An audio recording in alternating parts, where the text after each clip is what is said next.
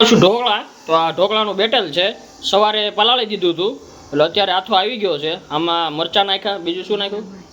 લીલા મરચાં, લસણ, જીરું, મીઠું અને સાજીના ફૂલ અને થોડુંક તેલ અને આપણે એને મિક્સ કરી લીધું છે. હવે આને આપણે ઓલા થાળીમાં મૂકશું ને પછી આપણે અંદર સ્ટીમ કરશું. અને આમાં આપણે છાશ નાખીથી મસ્ત ખાટા ખાટા ઢોકળા થશે.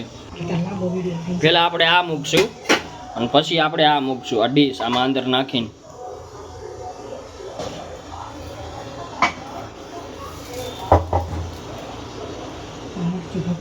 થોડુંક મરચું ભભરાવશું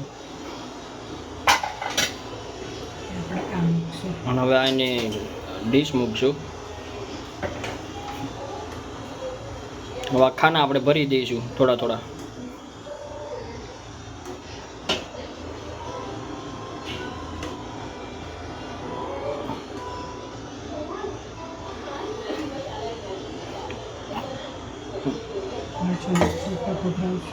થોડુંક મરચું નાખશું બધામાં.